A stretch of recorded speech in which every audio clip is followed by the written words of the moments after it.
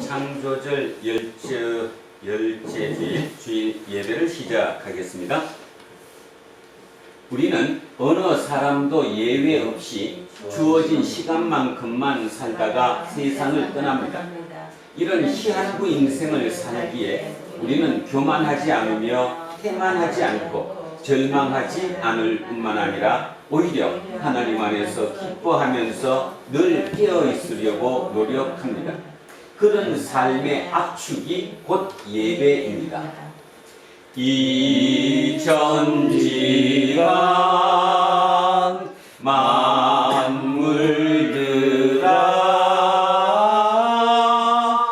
복 주시는 주 여호와 전능성부 성자 성령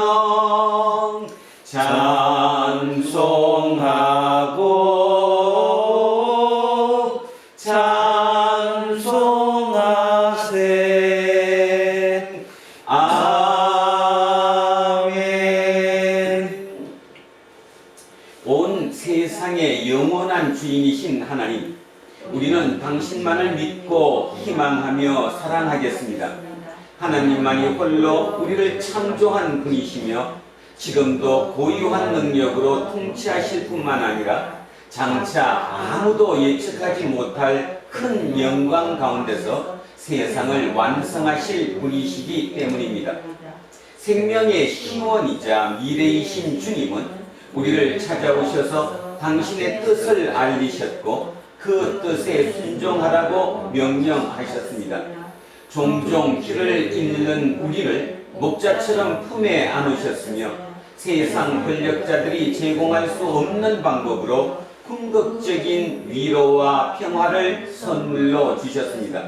우리 모두 주님을 마땅히 기뻐 찬양합니다. 성부와 성령과 함께 예배 받으시기에 합당하시며 교회의 머리로서 모든 지체를 하나 되게 하시며 세상 마지막 때 생명의 심판주로 우리에게 다시 오실 우리 주 예수 그리스도의 이름으로 기도합니다. 아멘. 자비로우신 하나님, 우리를 불쌍히 여겨 주십시오. 지난 한 주간에도 공연한 일로 과민하거나 두려워하고 또는 지나치게 안일하게 살았습니다. 하나님의 나라가 가까이 왔다는 주님의 말씀을 허투루 듣고 살았습니다. 주님, 우리를 불쌍히 여겨 주십시오. 하나님이 공의로우신 분이라는 사실을 귀로만 들을 뿐이지 영혼의 깊이에서 절감하지 못할 때가 많았습니다. 사람들이 만들어 놓은 기준에 길들어서 하나님이 권능으로 행하셨고 지금도 행하시며 앞으로 행하실 일들을 눈여겨보지 못하기 때문이 아니겠습니까? 주님, 우리를 불쌍히 여겨 주십시오. 우리는 말해야 할 때 말하지 못하고 말하지 말아야 할 때 많은 말을 하며 싸워야 할 때 싸우지 못하고 싸우지 않아야 할 때 싸웠습니다. 성령의 인도하심을 외면한 결과입니다. 우리를 불쌍히 여겨 주십시오. 예수 그리스도의 이름으로 기도합니다. 아멘. 기도합니다.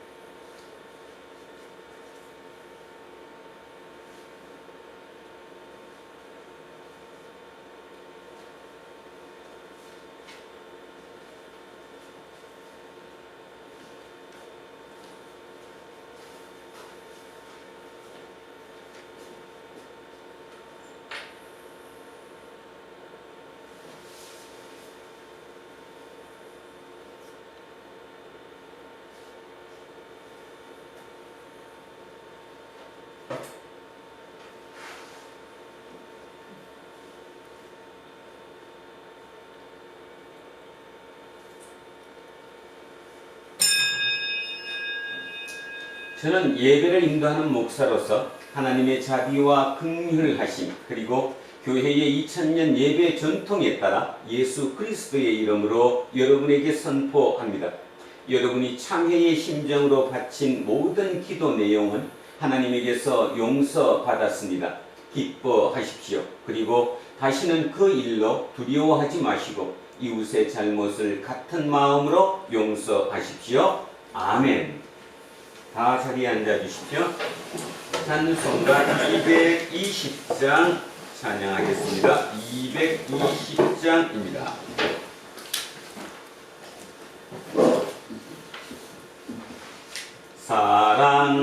사랑하는 주님 앞에 형제자매 한자리에 크신 은혜 생각하며 즐거운 찬송 부르네. 내 주 예수 오늘 받아 모든 사람 내 몸같이 환난 근심 위로하고 진심으로 사랑하세. 사랑하는 주님 앞에 온갖 충성 다 바쳐서 괴로우나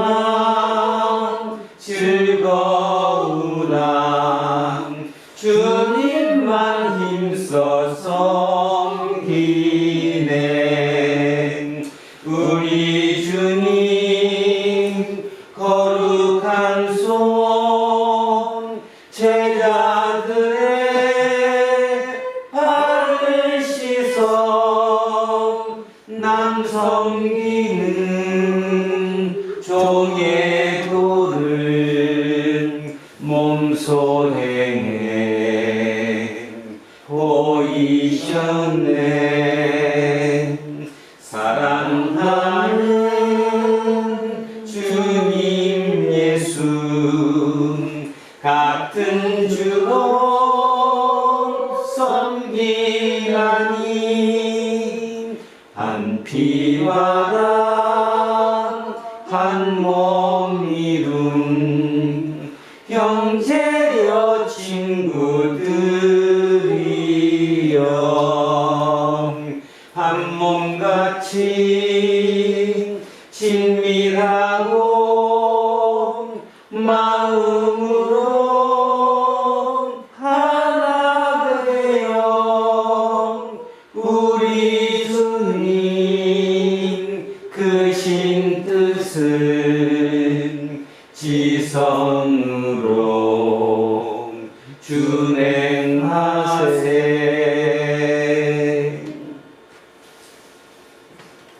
하나님, 오늘도 거룩한 주일 예배를 시작합니다. 이곳에 함께 하시고 우리가 드리는 이 모든 예배를 통해 이곳이 잔치가 되게 하옵소서.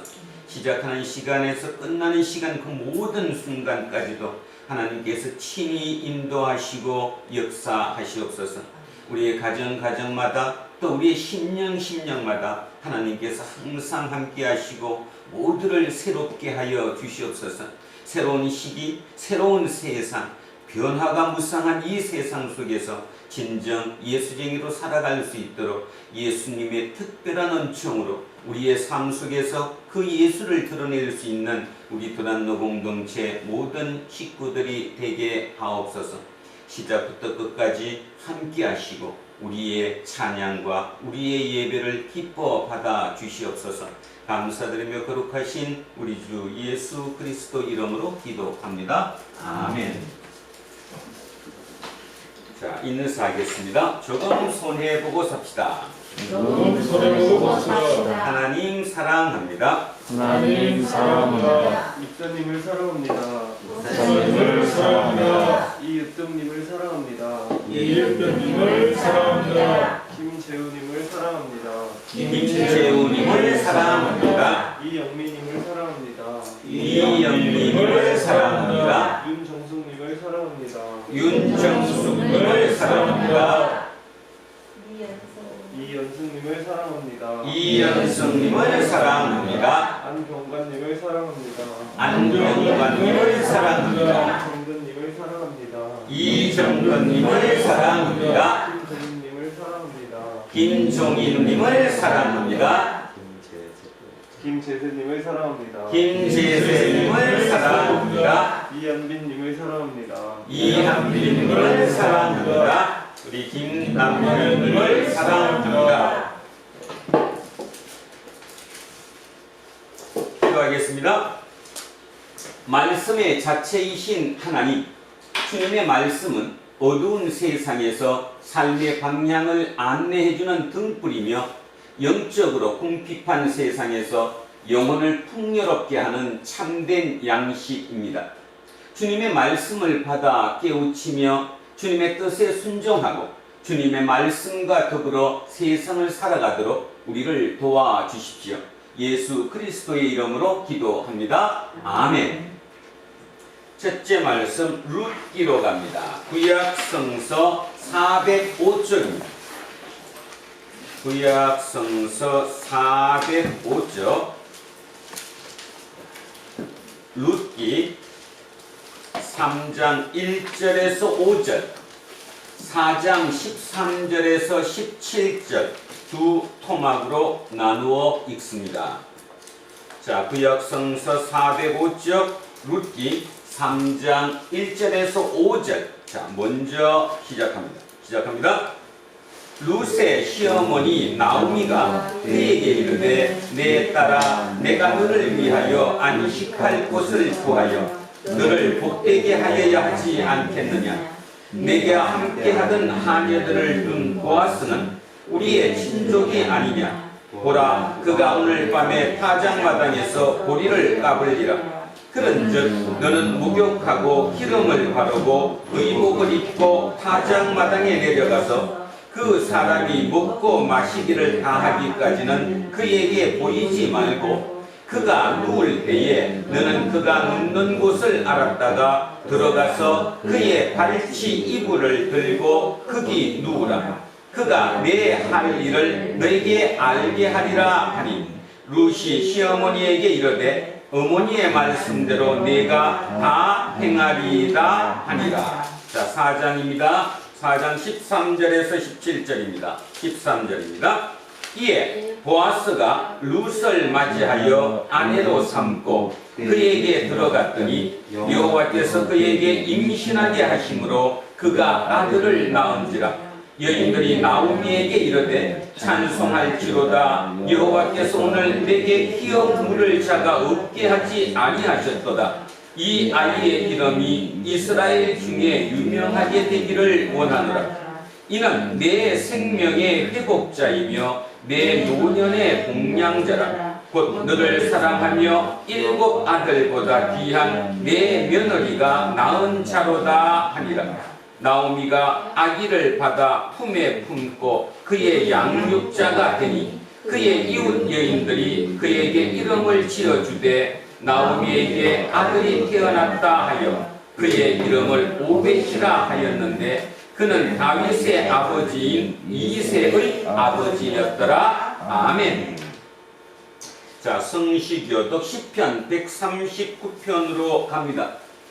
구약성서 뒤로 넘기셔서 903쪽입니다. 구약성서 903쪽 시편 139편입니다. 자, 1절에서 10절까지 합독하시겠습니다. 시편 139편 1절에서 10절까지 말씀입니다. 자, 시작합니다. 여호와여, 주께서 나를 살펴보셨으므로 나를 아시나이다. 주께서 내가 앉고 일어섬을 아시고 멀리서도 나의 생각을 밝히 아시오며 나의 모든 길과 내가 묻는 것을 살펴보셨으므로 나의 모든 행위를 익히 아시오니 여호와여 내 혀의 말을 알지 못하시는 것이 하나도 없으시니이다. 주께서 나의 앞뒤를 둘러싸시고 내게 안수하셨나이다. 이 지식이 내게 너무 기이하니 높아서 내가 능히 미치지 못하나이다. 내가 주의 영을 떠나 어디로 가며 주의 앞에서 어디로 피하리이까? 내가 하늘에 올라갈지라도 거기 계시며 소홀에 내 자리를 펼지라도 거기 계시니이다.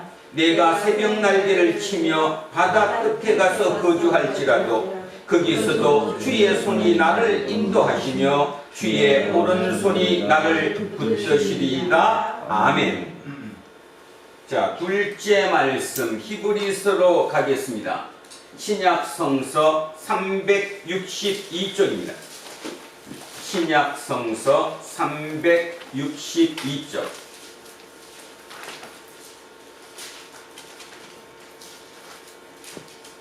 히브리서 9장 24절에서 28절까지 말씀입니다. 신약 성서 362쪽 히브리서 9장 24절에서 28절 시작합니다. 그리스도께서는 참 것의 그림자인 손으로 만든 성소에 들어가지 아니하시고 바로 그 하늘에 들어가사 이제 우리를 위하여 하나님 앞에 나타나시고 대제사장이 해마다 다른 것의 피로서 성소에 들어가는 것 같이 자주 자기를 드리려고 아니하실지 그리하면 그가 세상을 창조한 때부터 자주 고난을 받았어야 할 것이로되 이제 자기를 단번에 제물로 드려 죄를 없이 하시려고 세상 끝에 나타나셨느니라. 한 번 죽는 것은 사람에게 정해진 것이요 그 후에는 심판이 있으리니 이와 같이 그리스도도 많은 사람의 죄를 담당하시려고 단번에 들이신 바 되셨고 구원에 이르게 하기 위하여 죄와 상관없이 자기를 바라는 자들에게 두 번째 나타나시리라. 아멘. 자, 셋째 말씀 마가복음으로 갑니다. 신약성서 77쪽입니다. 신약성서 77쪽 마가복음 12장 38절에서 44절까지 말씀입니다. 자, 신약성서 77쪽 마가복음 12장 38절에서 44절입니다. 시작합니다. 예수께서 가르치실 때에 이르시되 긴 옷을 입고 다니는 것과 시장에서 문안받는 것과 회당의 높은 자리와 잔치의 윗자리를 원하는 서기관들을 삼가라.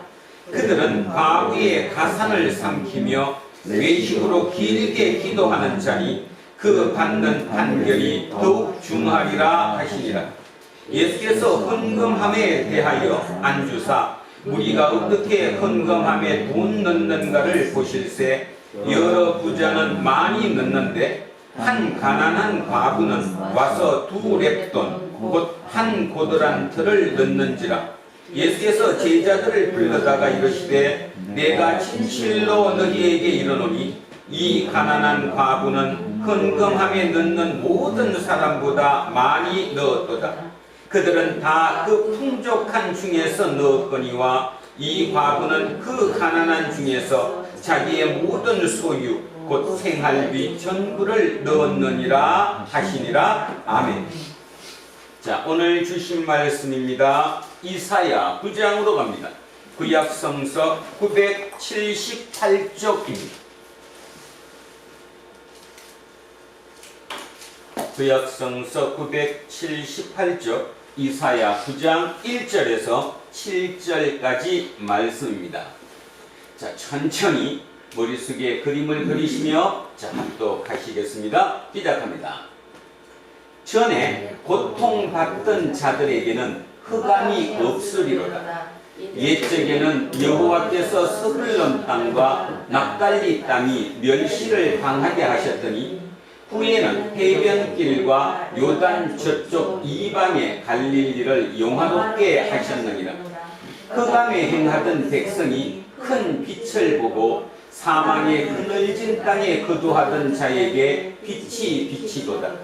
주께서 이 나라를 창성하게 하시며 그 즐거움을 더하게 하셨으므로 추수하는 즐거움과 탈취물을 나눌 때의 즐거움이 그들이 주 앞에서 즐거워하오니 이는 그들이 무겁게 맨 멍에와 그들의 어깨의 채찍과 그 압제자의 막대기를 주께서 꺾으시되 미디안의 날과 같이 하셨음이니이다. 어지러이 싸우는 군인들의 신과 피 묻은 그 도시 풀의 섭같이 살라지리니 이는 한 아기가 우리에게 낳고 한 아들을 우리에게 주신 바 되었는데 그의 어깨에는 정사를 메었고 그의 이름은 기묘자라 모사라 전능하신 하나님이라 영존하시는 아버지라 평강의 왕이라 할 것입니다. 그 정사와 평강의 더함이 무궁하며 또 다윗의 왕자와 그의 나라에 군림하여 그 나라를 굳게 세우고 지금 이후로 영원히 정의와 공의로 그것을 보존하실 것이라. 만군의 여호와의 열심이 이를 이루시리라. 아멘. 자, 오늘은 하나님의 열심으로 빚어지는 우리의 미래라는 제목으로 하나님의 말씀의 은혜를 나누고자 합니다. 하나님의 열심으로 빚어지는 우리의 미래. 오늘부터 위드 코로나입니다. 11월 들어와서 교회에서는 오늘 이제 위드 코로나로 첫 예배를 드리는 날이지요. 많은 교회에서 아마 엄청난 설레임과 기쁨으로 오늘 이 예배를 임하고 있을 것이라고 믿습니다.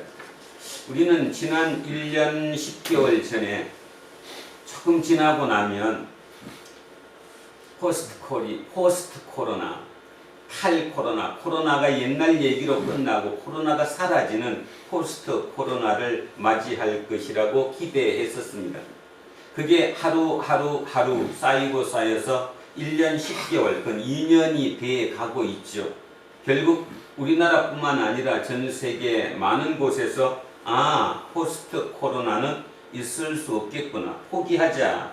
그래서 선택한 것이 위드 코로나입니다. 삶이 그렇죠. 미래를 우리가 모르니까 항상 미래를 선택할 때는 이 고통이 끝날 것이다. 포스트, POST라고 얘기하죠. 영어로 탈이라는 것입니다. 탈, 없어진다는 건 이제 거기서 벗어난다 이런 뜻입니다. 그래서 포스트 코로나처럼 이렇게 없어질 거라는 생각을 했는데 이 코로나는 우리를 너무 좋아하는 것 같아요. 끝까지 함께 하겠다고. 결국 인간이 치고 말았죠. 그래, 함께 하자.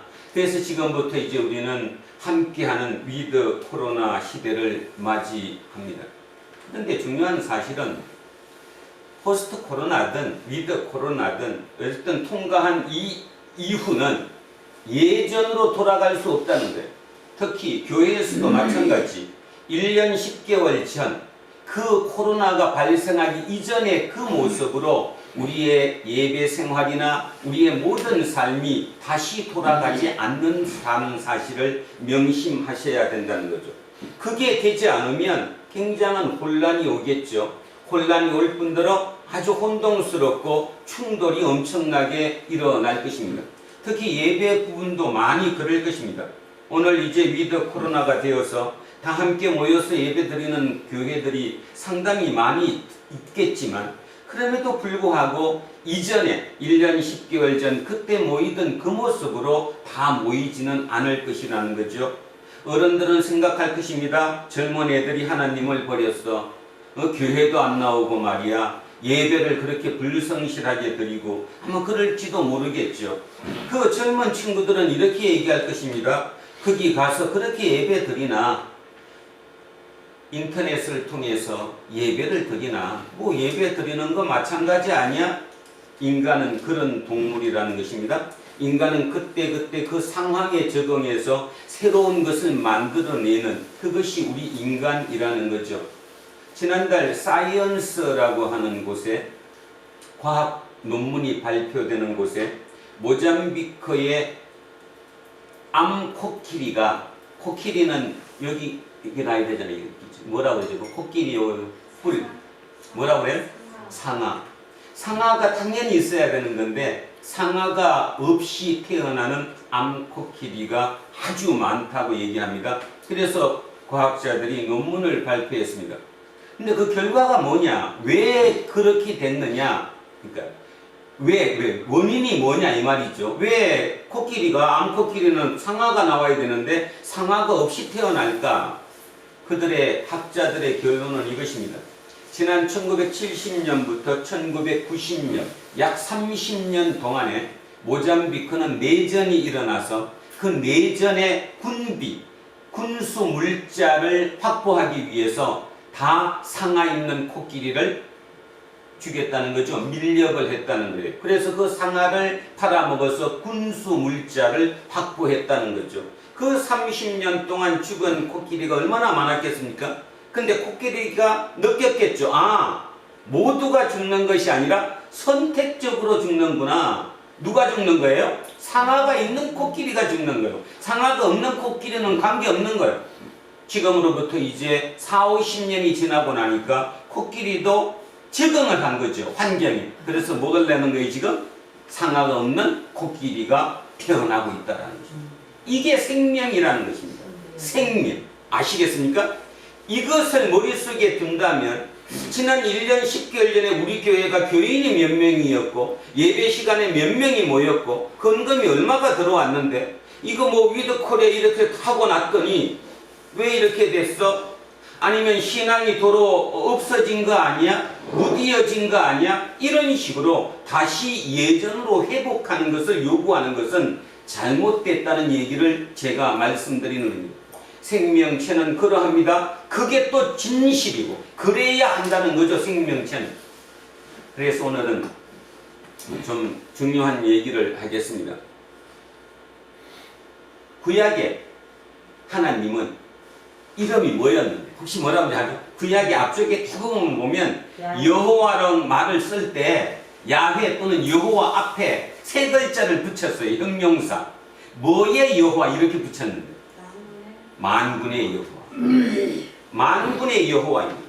그래서 성경 앞부분에는 그 대부분이 만군의 여호와 이런 식으로 표현을 합니다. 만군의 여호와. 무슨 말이죠? 만군의 여호와예요. 형용사 만군이라는 말을 붙였어요. 뭔 뜻이 그게? 많은 군인의 여러 사람이 군인들의 군사, 장군이라는 뜻입니다. 우리를 지켜주는 군인. 그죠? 그러니까 만군의 여호와를 심도 높게 깊이 들여다보면 그 표현이 뭔 말인가 하면 이 여호와는 누구의 여호와예요? 우리 민족의 여호와예요. 우리 부족의 여호와예요. 우리 부족을 지켜주는 거예요. 군대로. 네? 그러면 결론적으로 뭔 말인가 하면 만군의 여호와라는 그 표현은 부족신이에요. 오늘 좀 잘 기억을 하셔야 됩니다. 부족신이라고요. 그래서 여호와는 오직 어느 부족의 신이에요? 이스라엘. 이스라엘이라고 하는 12부족, 그죠? 그 작은 나라, 그 부족 국가, 그 나라의 신이지 다른 신이 아니라는 거예요. 그 뜻이에요. 그게 만군의 여호와예요. 그래서 그들은 철두철미하게 만군의 여호와를 붙잡았어요. 그래서 우리는 절대로 우리는 뭐한다? 망한다 안 망한다? 안 망한다. 여호와 하나님이 만군의 여호와가 우리를 지켜주기 때문에 우리는 저런 이방 저런 나라들한테 저런 민족에게 우리는 절대로 망하지 않는다고 생각을 했었어요. 그래서 표현 자체가 만군의 여호와였습니다. 근데 망했습니까? 안 망했습니까? 망했어요. 망했어요. 누구한테? 바벨로니아한테. 바벨로니아한테 지금 우리 하고 있는 이 이사야로부터 출발해서 약 100년 뒤에 바벨로니아한테 망해버렸어요. 그래서 바벨로니아의 포로로 잡혀갔어요. 그러면 그 포로로 잡혀간 그들이 거기에서 50년을 살았습니다. 새로운 세계를 봤습니까? 못 봤습니까? 아, 이스라엘 민족이 지금 포로로 바벨론에 잡혀가서 그죠? 50년을 살았다니까요. 그러니까 새로운 문물, 새로운 세계를 봤어요, 안 봤어요? 봤어요. 그러면 그 세계가 지금까지 우리가 살던 거랑 틀리기 때문에 무조건 다 배척했습니까? 아니면 그 중에 치사 선택해서 좋은 것은 받아들였을까요? 받아들였어요. 받아들였어요. 네. 그걸 우리 여러분식으로 표현하면 다양성을 받아들였어요. 신에 대해서. 네. 그래서 그들의 신이 변했어요. 이제 신관이 변했다고요. 만군의 여호와가 아니에요. 이제 만군의 여호와가 아니라 뭘로 바뀌었을까요? 여호와 이레. 온 천지 세상 모든 만물의 주관자로 바뀐 거예요. 그러니까 야훼 하나님은 우리의 민족신이 아니고 세계 모든 만물, 모든 나라를 다 주관하는, 주재하는 분이시라는 개념으로 신관이 바뀌었다고요. 그래서 이사야가, 자, 우리 지금 이사야 하니까 제가 이사야를 하겠습니다. 이사야, 오늘 본문 7절을 보십시오. 오늘 본문 7절. 이사야 9장 7절. 자, 맨 끝에 읽어보십시오. 뭐라 나왔습니까? 만군의 여호와의 열심히 이를 이루시리라. 보이십니까? 무슨 여호와? 만군의 여호와. 그죠? 자, 45장 갑니다. 뒤로 손 넣고 집으로 넘기세요. 손을 넣으시고 뒤로 넘기셔서 45장 갑니다.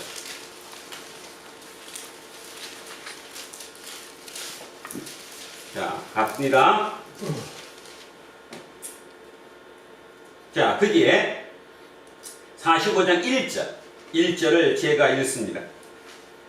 여호와께서 그의 기름 부음을 받은 고레스에게 이같이 말씀하시되 내가 그의 오른손을 붙들고 그 앞에 열국을 항복하게 하며 내가 왕들의 허리를 풀어 그 앞에 문들을 열고 성문들이 닫히지 못하게 하리라. 자, 가장 중요한 말은 맨 앞에 말이에요. 여호와께서 그의, 그가 누구예요? 여호와께서 그의, 그러니까 그가 누구냐고?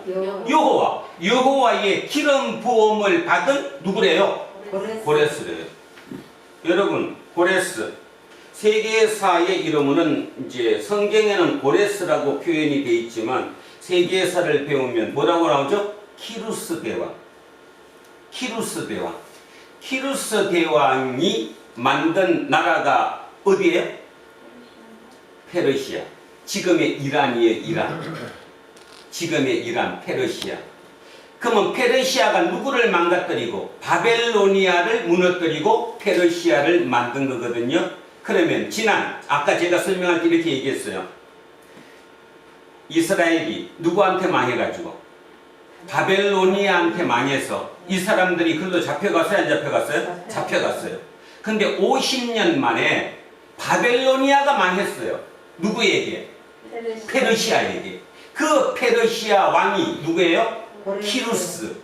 우리 성경의 이름으로는 누구? 고레스 왕이에요. 키루스 2세인데 고레스 왕. 근데 이 고레스 왕의 특징이 뭐였냐 하면 바벨로니아의 대제국을 멸망시키고 자기가 그 자리를 차지했고 땅은 더 넓어졌기 때문에 고레스가 취한 정책은 뭐냐? 다양성을 인정했어요. 다양성을 인정했다고. 자기 나라의 신들을 다 종교를 회복시켜줬어요.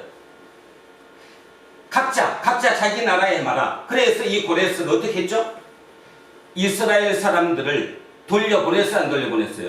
포로들을 돌려보냈잖아요. 어디로? 예루살렘으로. 돌아가라. 그래서 돌아가서 뭐까지 해라? 성전까지 다시 건축해라. 종교도 내가 다 인정해준다. 그랬더니 선지자는 어떻게 표현했어요 지금? 그 고레스 왕이 분명히 우리 사람이 아니에요. 우리나라 사람이 아니라 다른 나라 이방 사람이잖아. 그런데 이 고레스가 우리를 도로 보내준 이유가, 그리고 우리 종교를 다시 믿게 해준 이유가 뭐라고 나온 거예요 지금? 누가 누구에게 기름을 부었기 때문에? 하나님.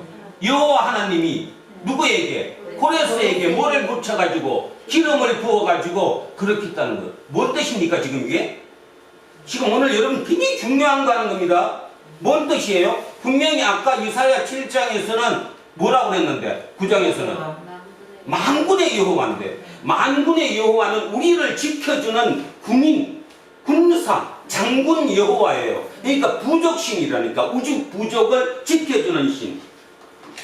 그런데 여기서는 전혀 뜻밖의 표현을 해요. 지금 이사야가 뭐라고 표현하느냐면, 다시 얘기합니다. 여호와께서 고레스에게 기름을 부었다는 거예요. 그래서 고레스가 페르시아라는 대제국을 건설하게 만들었다는 거예요. 그러니까 고레스는 누구의 명령을 받은 거예요 지금? 하나님의 명령을 받은 하나님의 도구가 됐다는 거예요. 여러분은 이 얘기를 지금 2000년 700년 이후에 들으니까 뭐 그 말이 그 말 같지만, 다시 그쪽으로 머리를, 이 생각을 돌려서 생각해 보면 이거는 혁명적인 얘기를 하는 거예요 지금. 지금까지 야훼는 우리의 하나님이었고 우리의 힘이었는데, 가만히 봤더니 그 힘이 만군의 여호와라고 믿었는데 졌어요. 바벨로니아한테. 그래서 나라가 풍비박산돼서 포로로 잡혀갔어요. 그러고 나니까 그러면 여호와가 어떻게 된 거야? 야훼 하나님이 누구야? 왜 우리를 망하게 했어? 그 신이 진 거 아니야? 그런데 50년 만에 기적적인 역사가 일어나서 키루스 대왕에 의해서 도로 고국으로 돌아오는 이런 걸 보면서, 저 고레스 왕 생각 속에도 하나님이 역사하고 계시구나. 세계 모든 만물에 하나님이 주관자구나. 여호와 하나님은 우리의 부족신이 아니구나. 더 큰 신이구나. 한 기적이 일어났다는 거예요.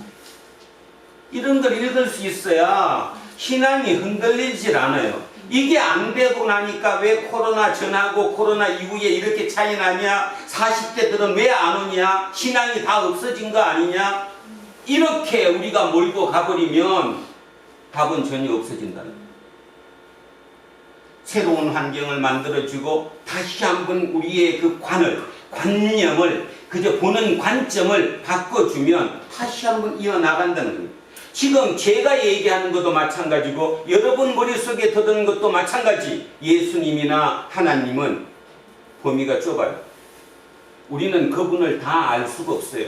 어떻게 요머리로 이 생각으로 우리가 그분을 다 알겠습니까? 우리는 그분을 누구라고 얘기합니까? 창조주라고 얘기합니다. 근데 여러분은 그 표현을 그냥 허투루 들어요. 여기로 듣고 창조주 맞아, 창조주래. 교회 가서 맨날 예배 드리면 하나님이 맨날 그 목사님이 설교하실 때마다 하나님은 창조주시래. 그 창조주인가 봐. 창조주가 도대체 무엇인지 깊이 있게 생각해보지 않는다는 거죠. 창조주가 도대체 뭘까? 자, 이제 확대시킵니다. 다시 글로 돌아가서 이사야가 여호와 하나님은 만군의 여호와가 아니라 모든 만물을, 모든 세상을 주관하는 주재자이시다 라고 하나님의 범위를 넓혔어요.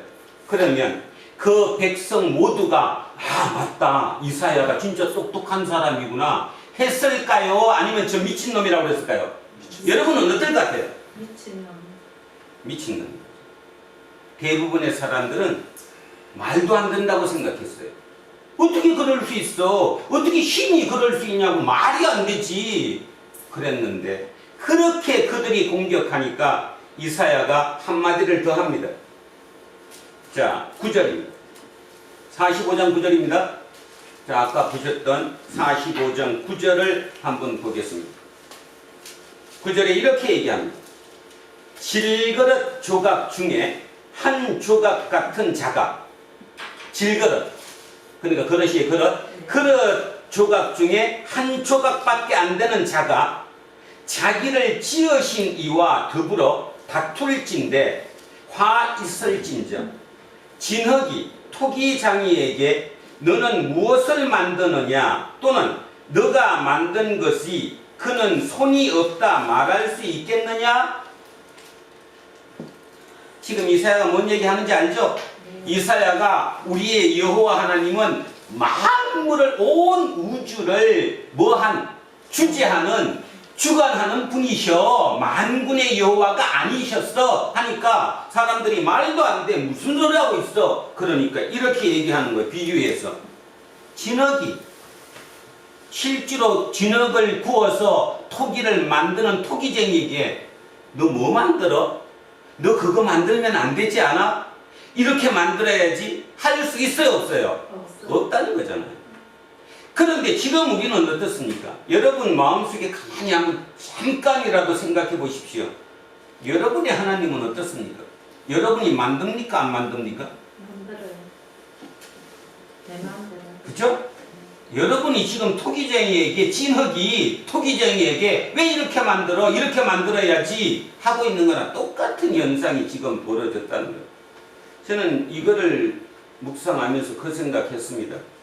인간은 참 위대하다. 인간은 진짜 위대하다.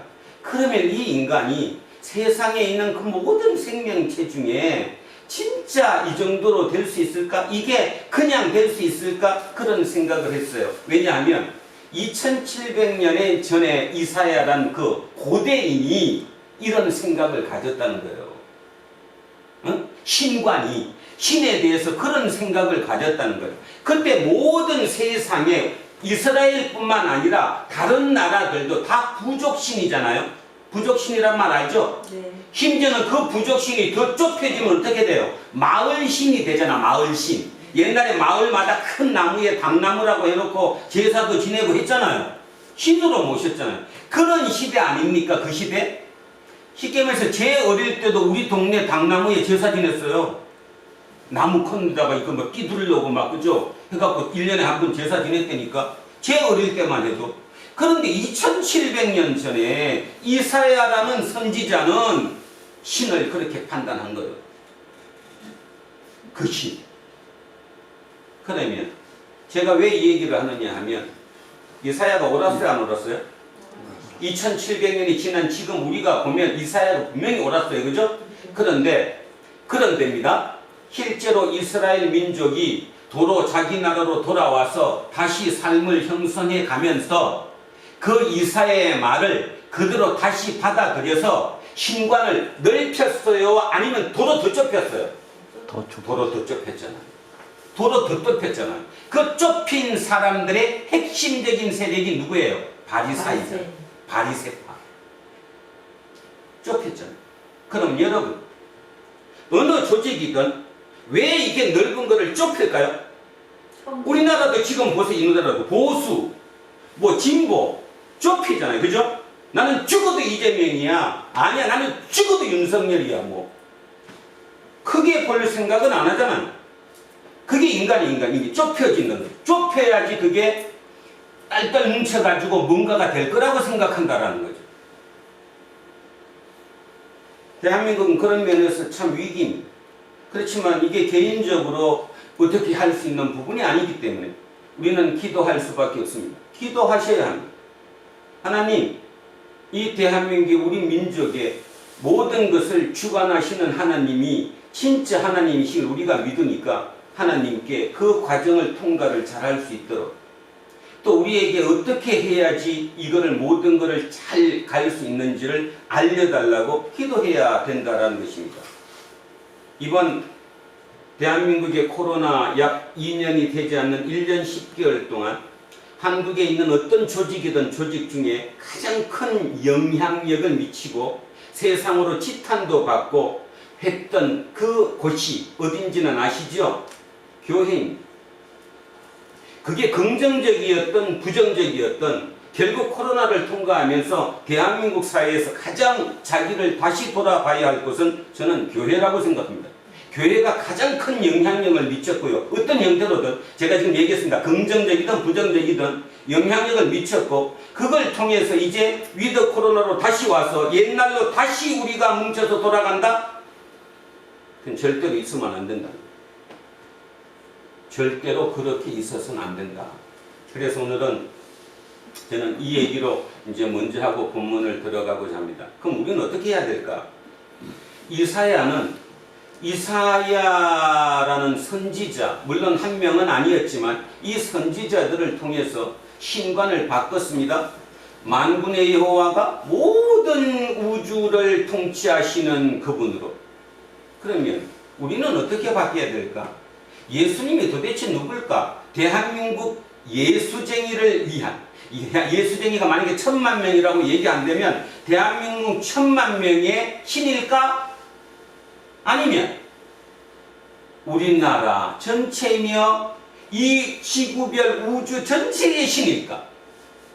그러면 여러분 대답은 금방 나와요. 당연히 전체의 신이죠.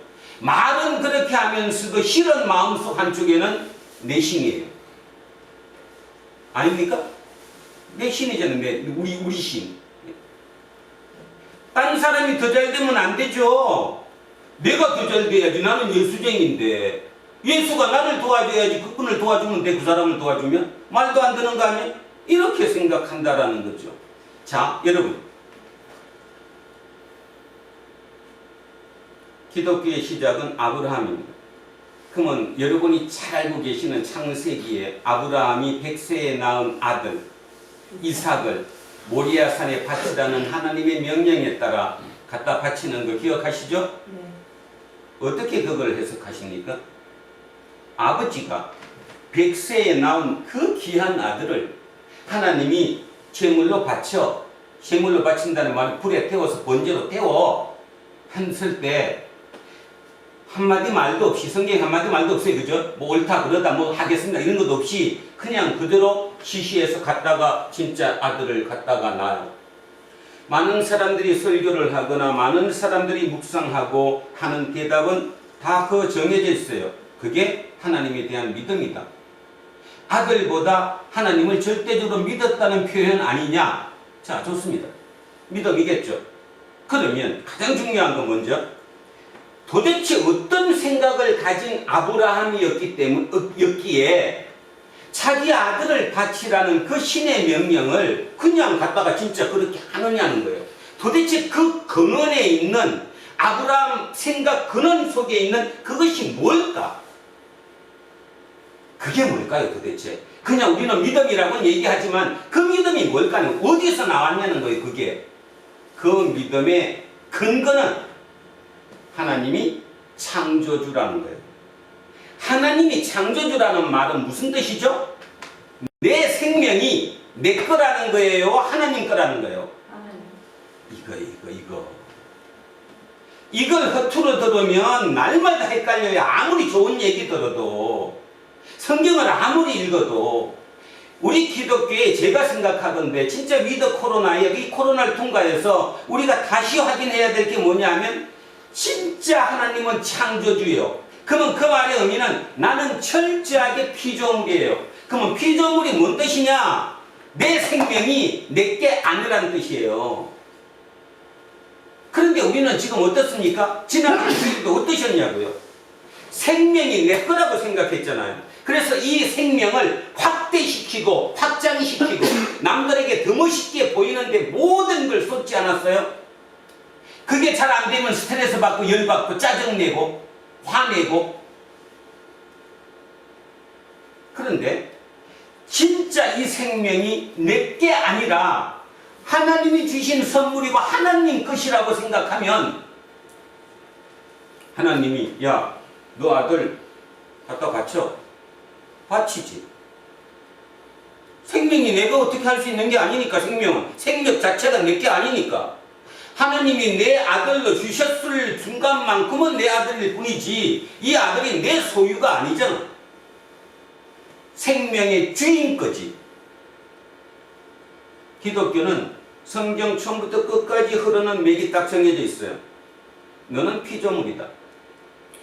너 생명은 네게 아니라 하나님 거다.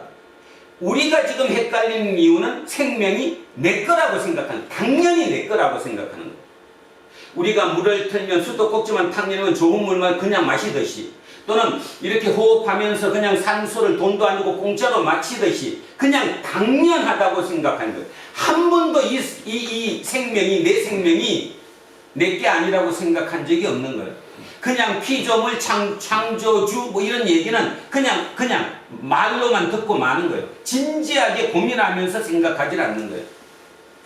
이거 생명이 내게 아니라 생명이 하나님 거예요. 생명의 주인은 진짜 하나님 거예요. 그래서 그분이 내 신이에요. 그러면 이 생명은 그분 거니까 그분이 이 생명 모든 걸 책임질 수 있어요.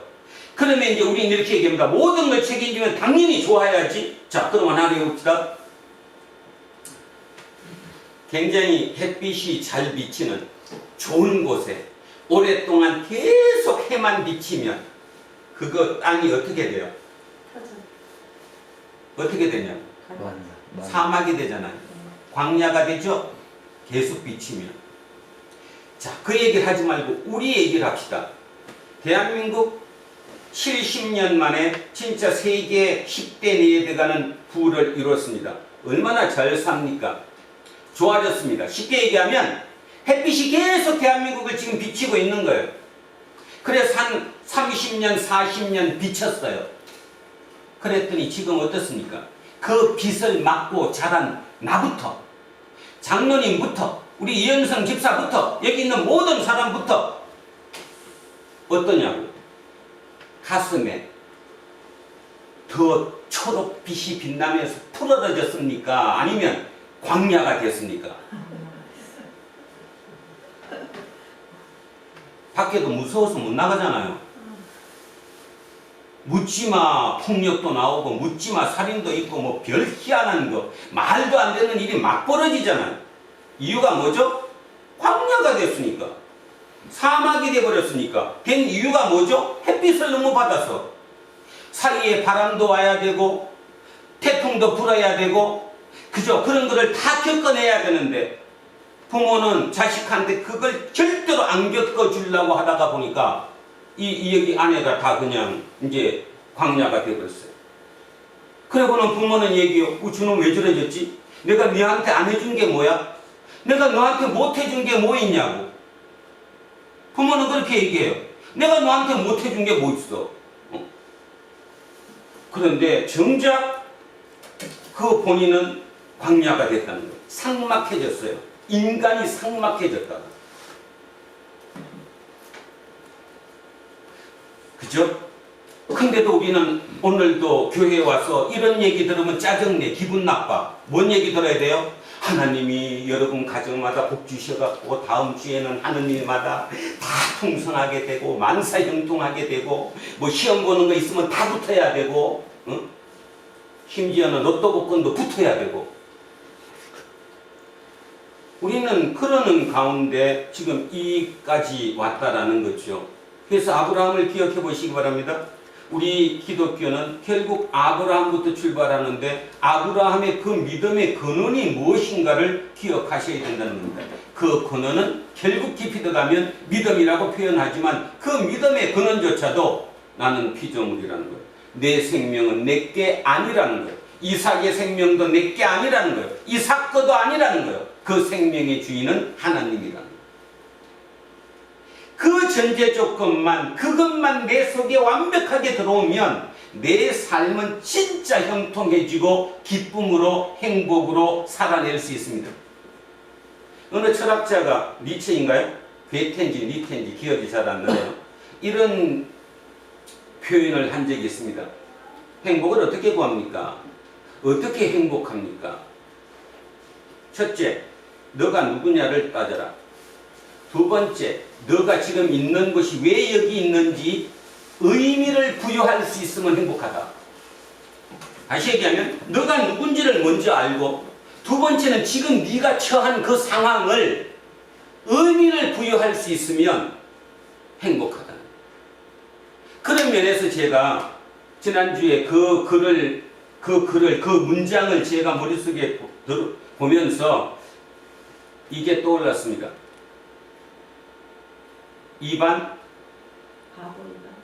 바보 이반 말고 이반 데니소비치의 하루라고 하는 책. 이반 데니소비치. 이 데니소비치 맞아요. 그러니까 그 뒤에 빼고 그냥 이반이라고 표현하겠습니다. 옛날 소련에 소비에트 연방이라고 그래서 소련이었죠. 그 소련에 수학을 전공했던 젊은 청년이 독일과 소련 전쟁에 장교로 참여를 했습니다. 그래서 훈장도 2개나 받았습니다.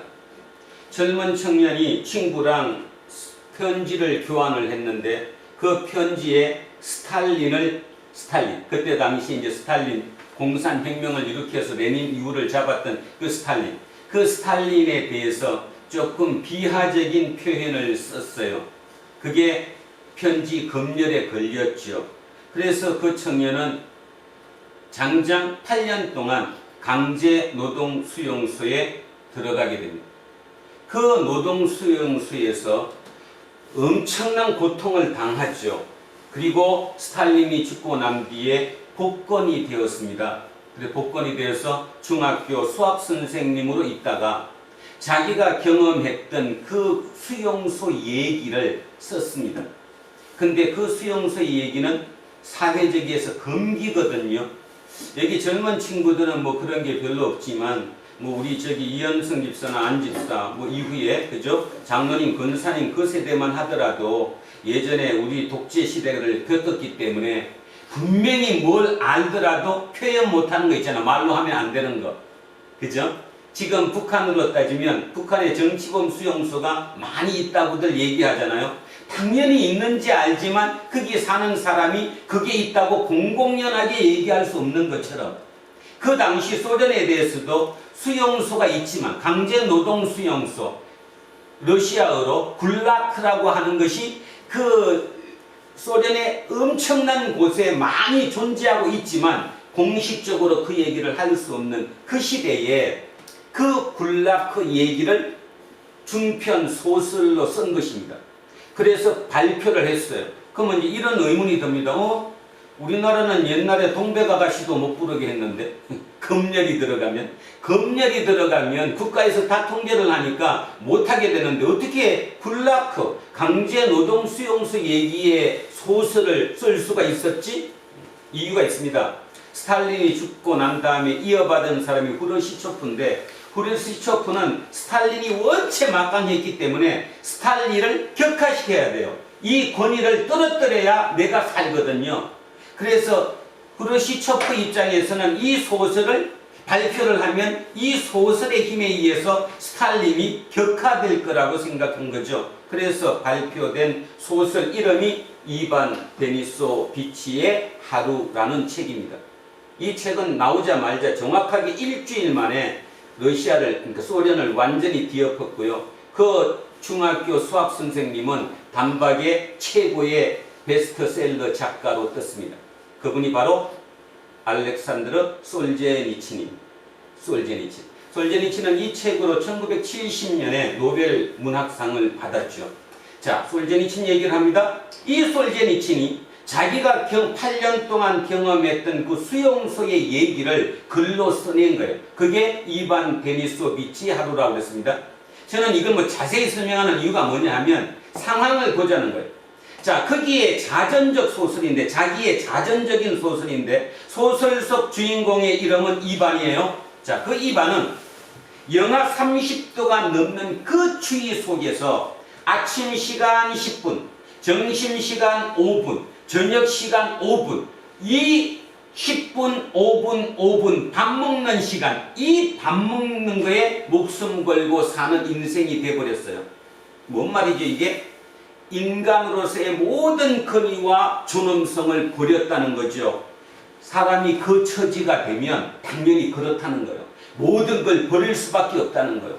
그리고 인간이 이상하다는 거예요. 솔제니친은 그 소설에서 세 종류, 세 타입의 사람을 얘기합니다. 첫 번째 사람은 그 열악한 환경, 진짜 흑암이죠, 흑암. 희망이라고는 하나도 없는 그곳에서 한 부류는 꼿꼿하게 이빨이 다 빠졌대요. 왜? 영양실조로.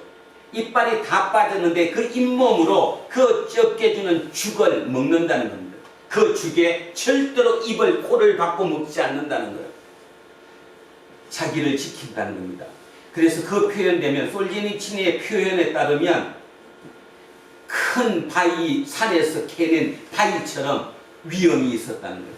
이빨이 다 빠졌지만 인간으로서의 품위를 절대로 잃지 않고 인간적인 감정을 겉으로 드러내지 않는다는 거예요. 그 말 알죠? 다른 사람은 조금만 힘들면 좀 표현을 나쁘게 하면 뭐 욕도 쌍욕도 해가면서 막 이렇게 어떤 표현을 하지만 그 극소수의 누군가는 그런 표현조차 하지 않는다는 거예요. 그리고 자기를 지켰다는 거예요. 그 다음 또 한 부류, 한 타입은 개걸스럽게 너무 배가 고프니까 태식구, 밥 먹고 나면 이제 도로 밖으로 내보내는 그 태식구 앞에 가가지고 남들이 먹다 남은 그 조각 몇 개든 아니면 국에 남아있는 국그릇에 그 물까지 혀로 핥아 먹는다는 거예요. 핥아 그게 대다수래요. 살아야 되니까. 그런데 솔제니친이 주장하는 얘기는 뭐냐 하면 이반은 뭐냐? 이반은 이 극소수의 인간의 품격을 지키는 그들, 그 다음에 대다수의 개걸스럽게 먹어야 산다, 사는데 목숨을 두는 이들, 요 사이 어딘가에 있다. 이게 소설의 핵심이에요, 결국. 그러니까 그 소설이 지금도 세계적인 베스트셀러이면서 우리에게 주는 메시지는 뭐냐 하면 인간의 존엄성에 대한 얘기를 하는 거예요. 인간의 존엄성. 그러면서 이반, 그 소설적 주인공은 이렇게 얘기합니다. 나는 날씨가 30도가 넘는 그 추위에서도 밥을 먹을 때는 모자를 벗었어. 식사 시간에는 모자를 벗었다는 거예요. 절대로 내가 코 박고 안 먹었다는 거예요. 남들 먹고 남은 그 개걸스러운 그거에 혓바닥 안 갖다 댔다는 거예요. 담배 꽁추 치워서 피지 않았다는 거예요. 나를 지켰다는 거예요. 최소한의 위험은 내가 지켜냈다는 거예요. 그러면서 기도합니다. 하나님이 나를 분명히 구해내실 거예요. 마지막에 앞권은 이 얘기입니다. 그 소설의 마지막 앞권은 그 이반이 아침에 새벽에 6시 일어나서 밥을 먹고 강제 노동으로 갑니다. 근데 그날 하는 게 벽돌로 담장을 쌓는 거예요.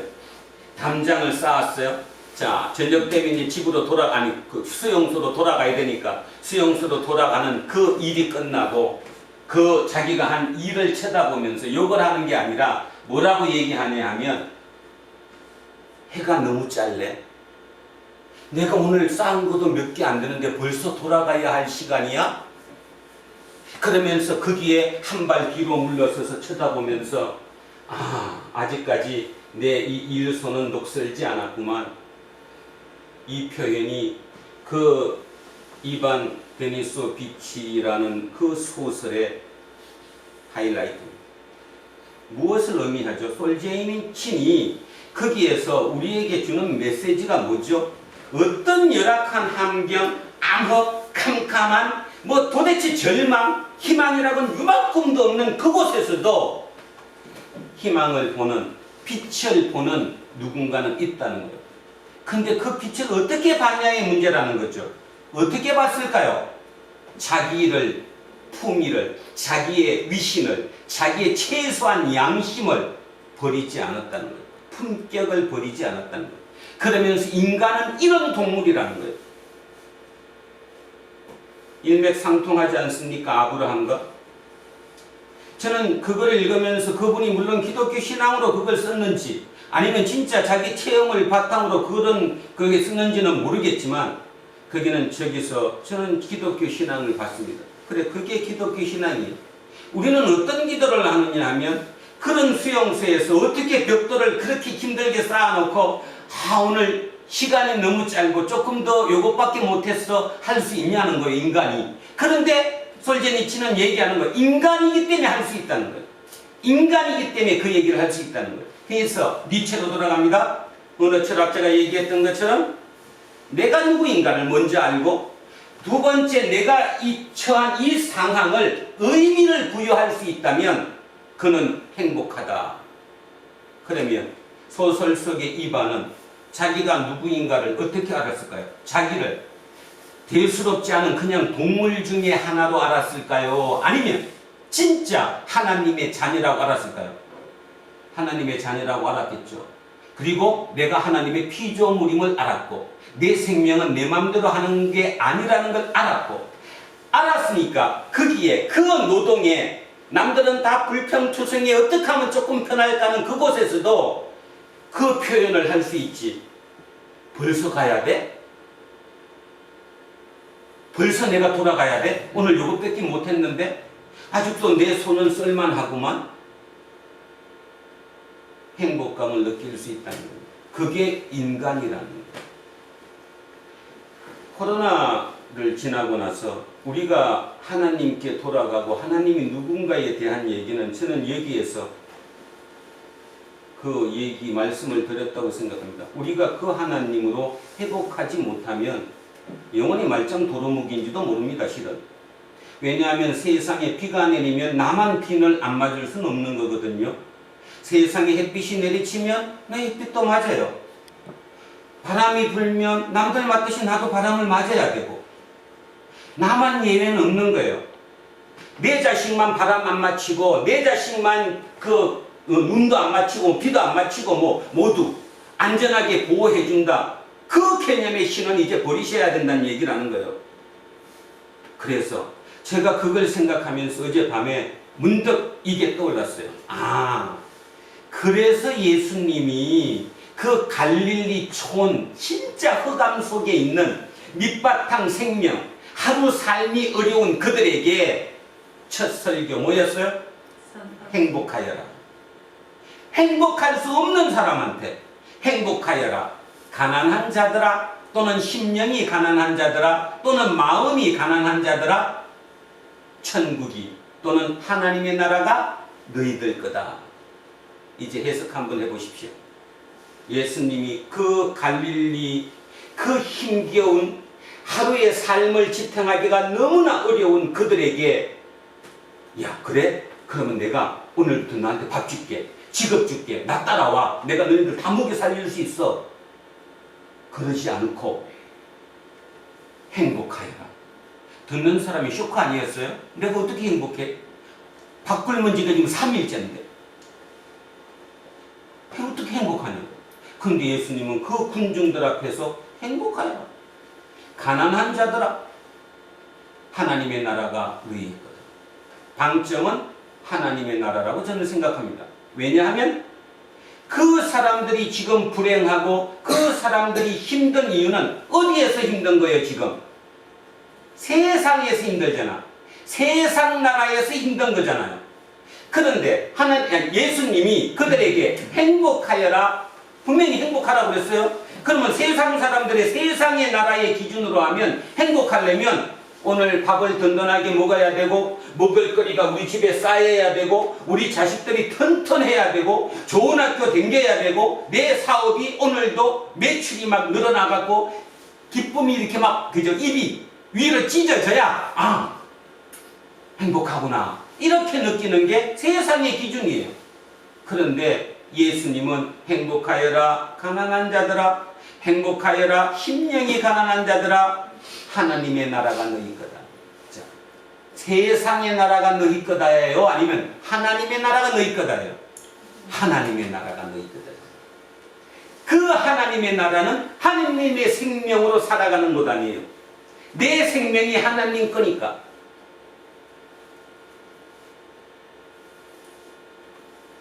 성과 속.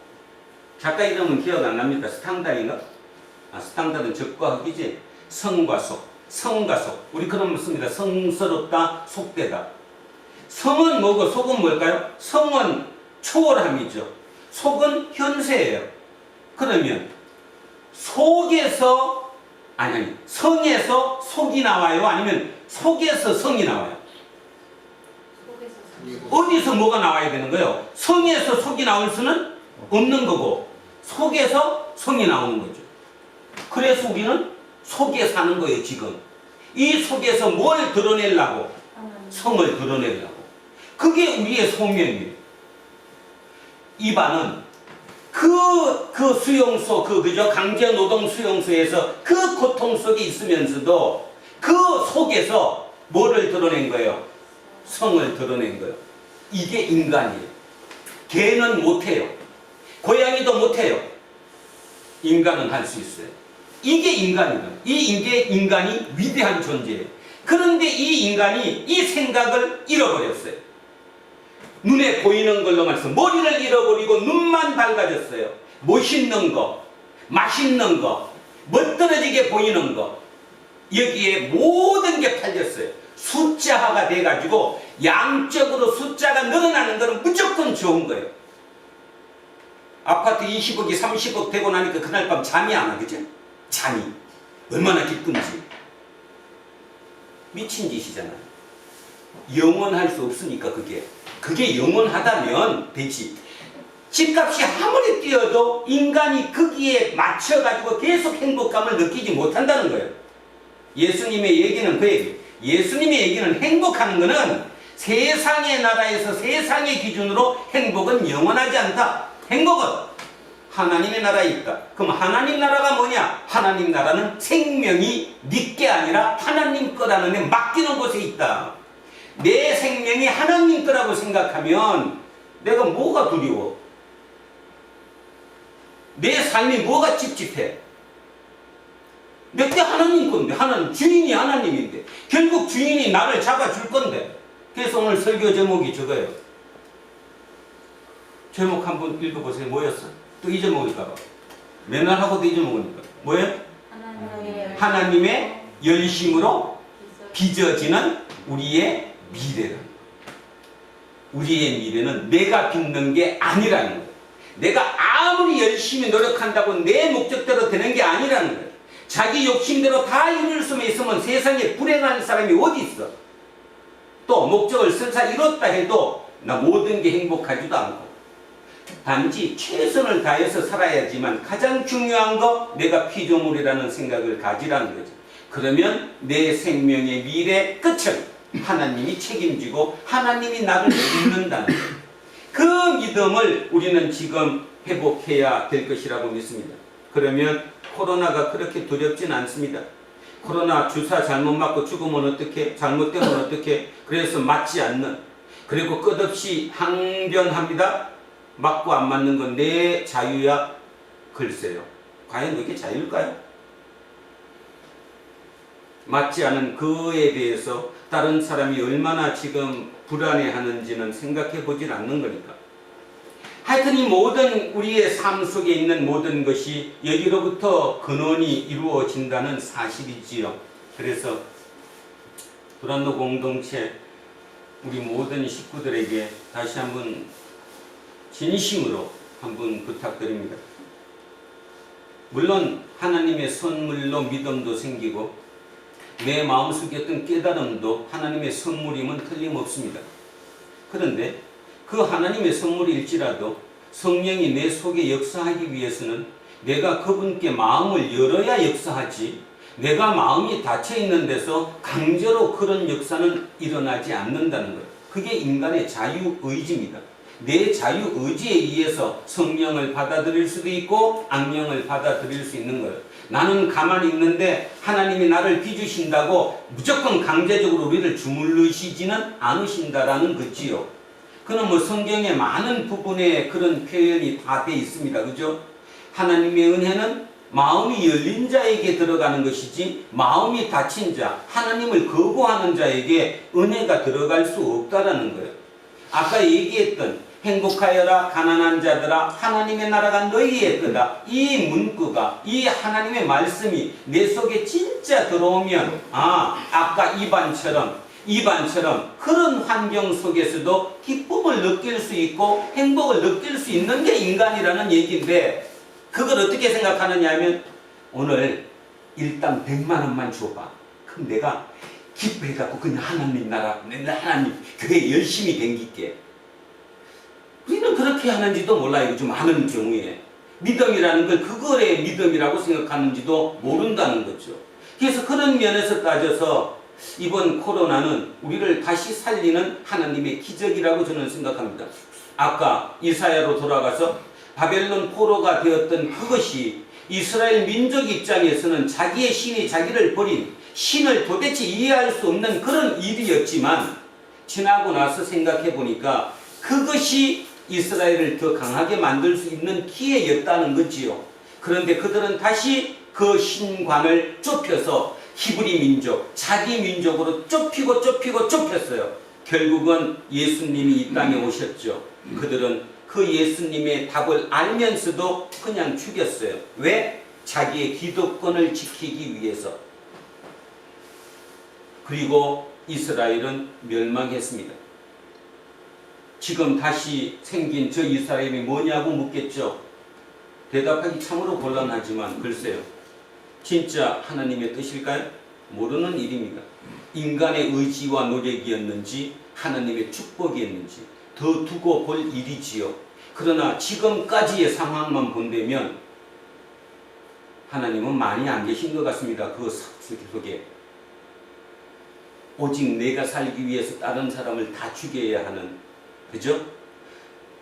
내 히브리 민족 한두 명, 유대인 하나들을 더 살리기 위해서 팔레스타인 5명을 희생시켜야 하는 그런 것은 아니지 않습니까? 근데 어떻습니까? 우리는 지금 어떻게 생각하고 있냐는 거죠. 자, 그래서 오늘 제발 부탁하는데 한 번만 깊이 내가 누구인가에 대한 답을 더 가졌으면 참으로 좋겠습니다. 자, 그 생각을 머리에 두시고 오늘 본문을 한번 읽어보겠습니다. 아마 빨리 이해가 갈 것입니다. 자, 1절 이렇게 시작합니다. 전에 고통받던 자들에게는 흑암이 없으리로다. 뭔 말이에요? 옛날에 고통이 뭐 흑암이잖아. 이 흑암 받던 사람에게는 이제는 흑암이 없어진다는 거예요. 빛이 들어오니까. 옛적에는 여호와께서 스불론 땅과 납달리 땅이 멸시를 당하게 하셨더니 후에는 해변길과 요단 저쪽 이방의 갈릴리를 영화롭게 하셨느니라. 자, 이 문구를 확실하게 보여드리겠습니다. 기도.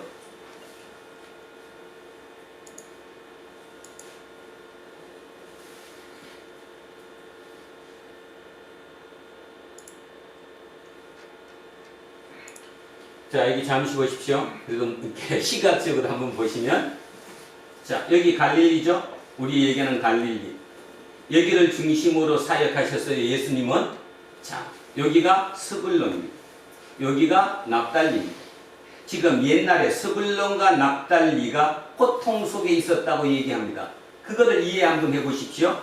자, 여기가 남쪽이죠. 여기가 유다입니다. 여기가 베냐민족이고 남쪽의 수도는 예루살렘입니다.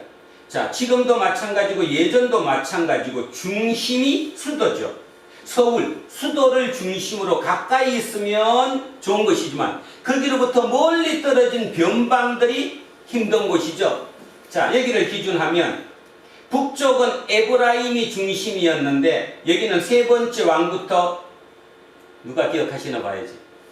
누가 에브라임 지파를 넘어뜨리고 자기들이 잡았잖아. 누구예요? 여기 중에 이사갈이죠. 이사갈이 에브라임을 무너뜨리고 여기가 중심이 되었어요. 그래서 여기가 사마리아가 있는 거예요. 사마리아. 자, 그러면 스불론과 납달리는 뭘까? 여기가 지금 경계선입니다. 요 위에가 바로 시리아예요. 시리아. 옛날로 따지면 여기가 아람이에요. 아람. 아람이 이쪽 나라보다 훨씬 큰 나라예요. 그러면 여기 경계선에 있는 납달리, 스불론, 그 다음에 여기 갈릴리 호수를 중심으로 한 이곳은 변방이에요, 중심이에요? 변방이에요, 중심이에요? 변방이에요. 국경 쪽에 가깝잖아요, 위쪽에. 자, 우리나라로 합시다. 저게 이제 머릿속에 안 들어. 우리나라로. 자, 북쪽으로 갑니다. 백두산이 있는 쪽. 그 다음 위에 가서 함흥 쪽, 위에, 함흥 저 위에 쪽, 그죠? 함경도 쪽.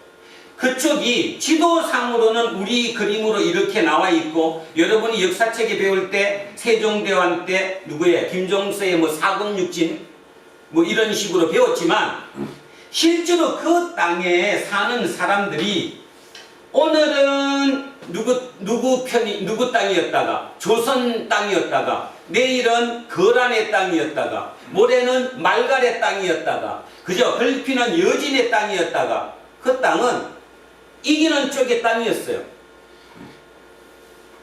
그죠? 그 말의 의미는 지금 이 변방에 있는 스불론 납달리가 구약 옛날에 이게 암흑이었다는 말의 뜻은 이게 실제로는 이스라엘의 12지파 중에 들어가 있지만 위쪽 변방 국경 지역이었기 때문에 여기서 하룻밤 이렇게 들어와서 쳐들어오면 여기는 이 아람 땅이에요. 고통 속에 있었다는 거죠. 중앙정부의 힘도 미치지 못하는 언제나 외세 침략이 빈번한 오늘과 내일의 내 상황이 틀린 진짜 깜깜한 암흑을 의미한다. 머릿속에 그렇게 생각하면 돼요. 자, 거기에 갈릴리, 갈릴리를 호수인데 이 사람들은 호수라고 봤어요? 바다라고 봤어요? 바다. 그래서 해변길이에요. 여기를 이렇게 도는 곳이 해변길. 갈릴리. 여기에, 자, 이제 본문 들어갑니다. 다시. 그럼 이제 이해가요? 본문으로 다시 들어가면 전에 고통받던 자들에게 흑암이 없다 이제. 옛적에는 여호와께서 스불론 땅과 납달리 땅이 멸시를 당하게 하셨더니 멸시를 당했어요. 깜깜한 흑암이에요. 절망뿐이에요. 희망은 도대체 없었어요. 후에는 해변길과 요단 이쪽의 이방의 갈릴리를 영화롭게 하셨느니라. 옛날에 흑암이었던 진짜 힘든 그곳을 예수님이 오셔서 우리는 이제 이 답을 알아요. 누가 어디부터 출발했어요? 예수님의 사역이 어디부터 출발했냐? 갈릴리. 이곳이 어느 곳이에요? 변방이에요. 중심으로 따져서는 저 웃기는 곳들이에요. 그죠? 그 흑암이 빛이 들어왔다는 거. 예수님이 들어옴으로 인해서.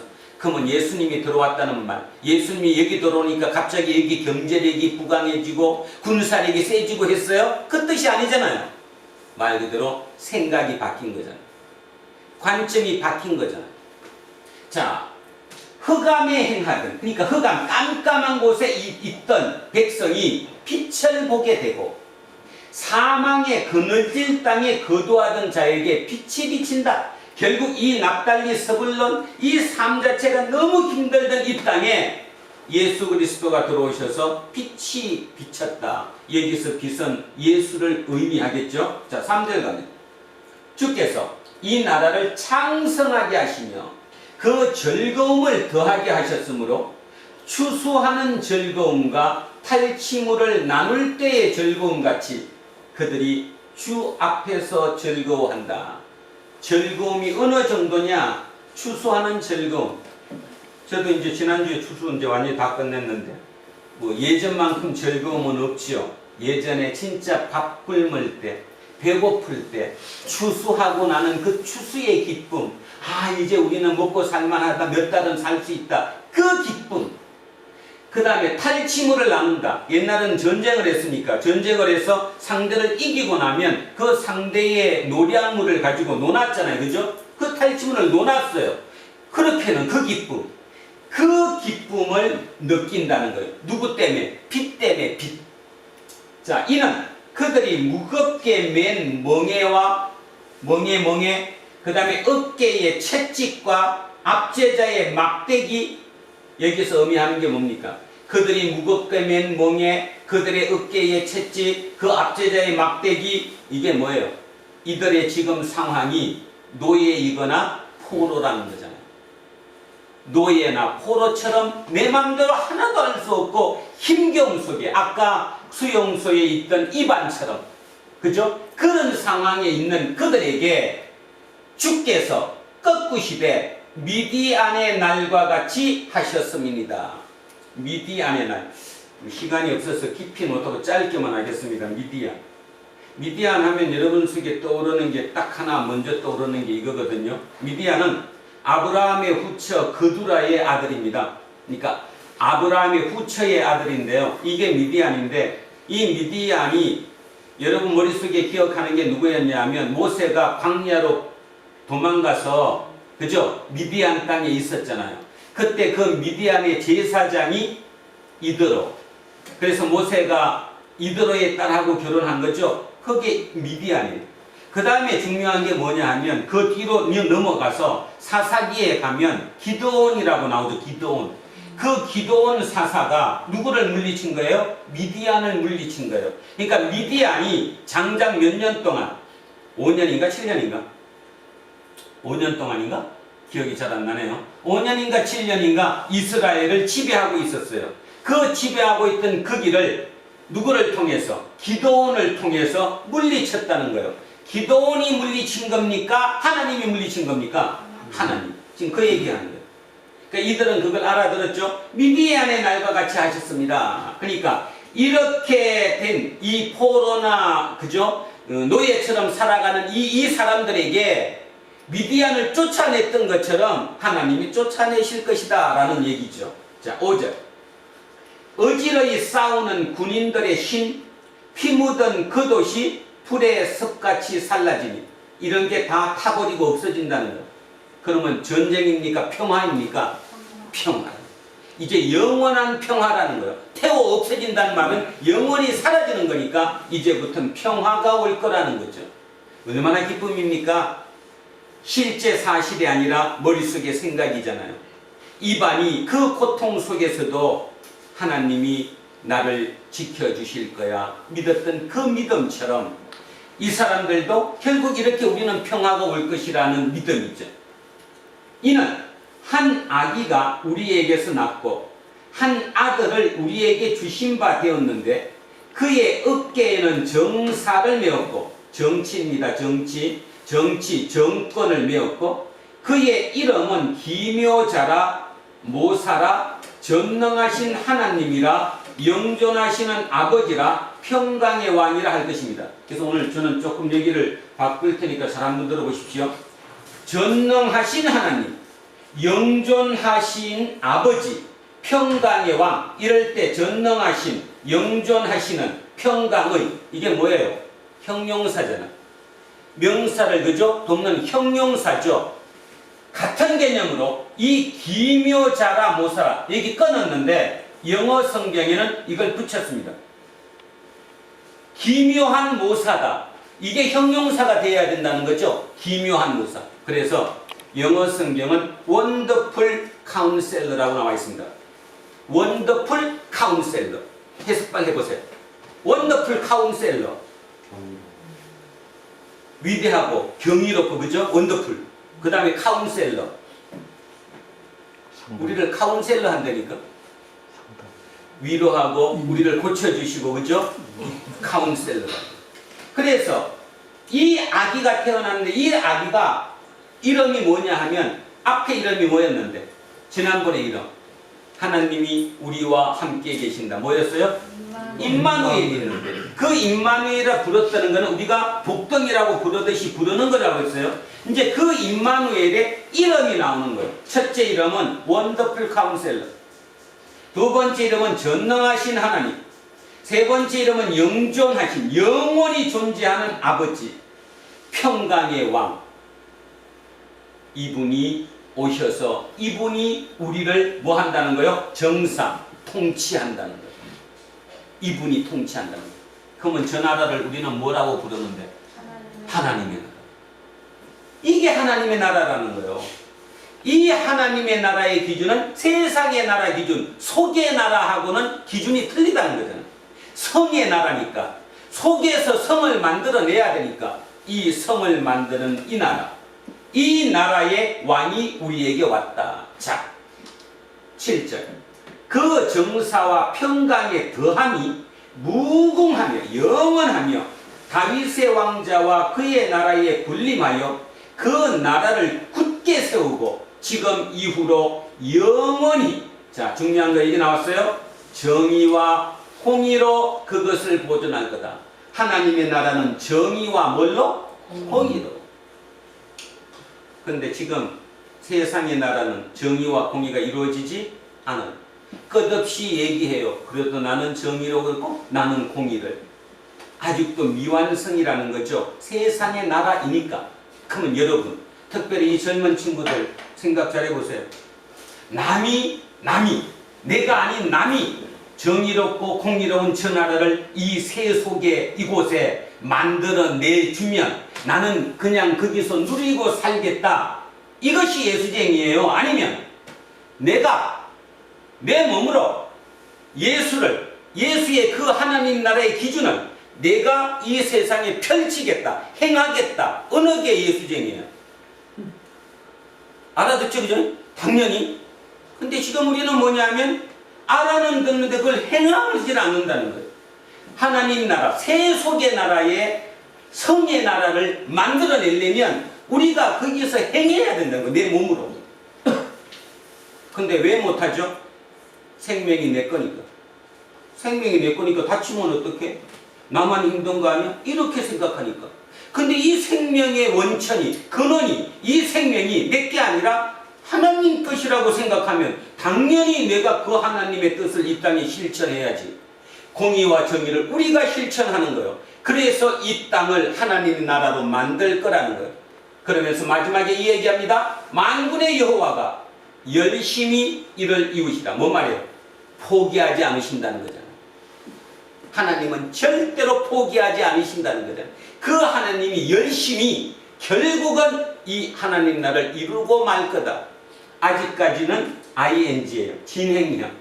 그런데 저는 그렇게 지금까지 우리 살아왔던 것보다는 더 빠른 시간 내에 이루어질 거라고 생각합니다. 여러분은 그 사이 어딘가에 저와 함께 이곳에 오늘 있는 것이, 오늘 이 설교를 듣는 우리 모두는 예수님이 첫 설교하셨던 것처럼 행복하여라 가난한 자들아, 또는 마음이 가난한 자들아, 심령이 가난한 자들아, 하나님의 나라가 너희 거다라는 말의 의미를 진실로 받아들여야 합니다. 하나님의 나라가 내 겁니다. 세속의 나라가 내 거가 아니에요. 우리는 이 세속에 살아요. 이 발을 이 세속에 두 발 딛고 살아요. 사는 목적, 소명이 뭐냐? 이 세속에서 성을 드러내기 위해서예요. 성을 드러내기 위해서. 그래서 나는 여러분이 할 거라고 믿습니다. 우리 종인이가 할 거고, 남현이가 할 거고, 우리 제세가 할 거고, 재우가 할 거고, 어떠미가 할 거고, 한빈이가 할 거고, 할 거예요. 들으면 하거든요. 안 들은 사람이 못 하거든요. 아무리 천성이 좋게 타고나고 뜨기 떠나도 못 하거든요. 그래서 제가 이런 설교, 여러분 듣기 귀찮고 불편하고 맨날 저 소리야 할지 모르겠지만 그래도 끝없이 들어야 합니다. 어떤 분이 이런 발표를 했습니다.